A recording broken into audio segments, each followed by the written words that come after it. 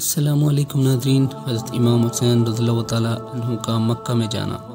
جمعہ کی نماز پڑھ کر جب آپ نے اعلان کیا تو آپ کا دل گھبرایا اور خیال پیدا ہوا کہ مکہ میں جاؤ اور وہاں آرام سے رہو، کہ وہ جگہ امن میں ہے اور یہاں دشمن آرام سے نہیں رہنے دیں گے۔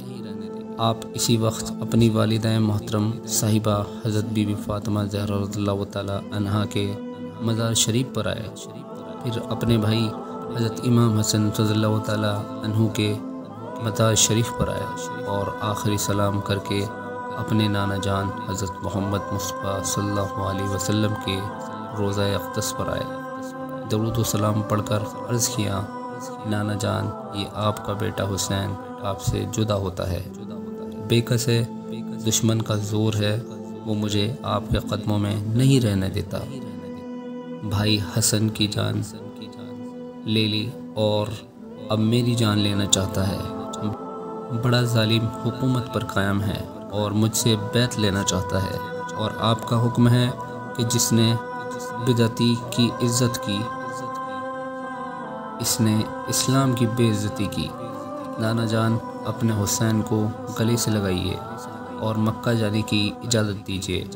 خدا جانے یہ آپ کا بیٹا حسین کہاں کہاں در بدر پھرتا ہوگا۔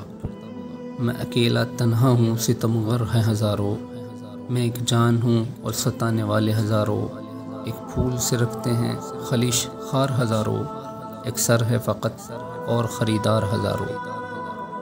فرمائیے اب جائے کہاں آپ کا یہ شبیر، یہاں قید کی ہے فکر، ادھر قتل کی ہے تدبیر۔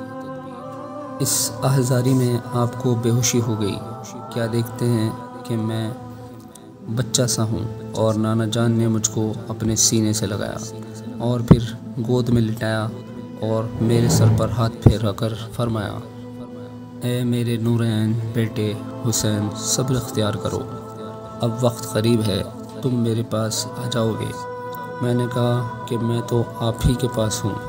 آپ نے فرمایا، نہ بیٹا، یہ خیال نہ کرو، ہمت سے کام لو، بھوک پیاس کا اور اپنے متعلقین کا صدمہ دیکھ کر اور صاحبزادیوں کو کربلا کے میدان میں خدا کے سپرد کر کے اور شہادت کا درجہ حاصل کر کے آنا، جنت الفردوس تمہارے لیے سجائی جا رہی ہے۔ یہ حال دیکھ کر آپ کو ہوش آیا اور ساری گھبراہٹ ختم ہو گئی، شہادت کا شوق بڑھ گیا، نانا جان کی نصیحت دل میں جم گئی اور آپ 4 شعبان کو اپنے بال بچوں کو لے کر مکہ شریف کو روانہ ہوئے، اور مدینے کے لوگ آپ کی جدائی سے بے چین ہو کر مل مل کر روتے تھے۔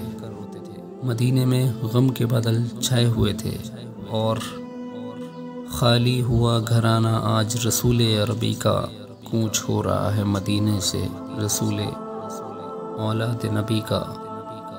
چلاتی تھی بیوائیں کہ چلی شاہ کی سواری، لے گا خبر اب کون مصیبت میں ہماری، آنکھوں سے یتیموں کے اشک تھے جاری، مسترد اپاہج اضافہ کرتے تھے زاری، کہتے تھے گدھا ہم کو غنی کون کرے گا، محتاجوں کی فاقہ شکنی کون کرے گا۔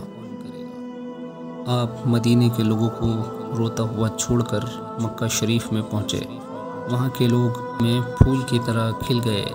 ادھر مروان شیطان نے اپنے بھانجے یزید پلید کو خبر دی کہ ولید کو اپنا آدمی نہ سمجھو، اس نے حسین رضی اللہ تعالیٰ عنہ کی تعظیم کی اور ان کو مہلت دے دی۔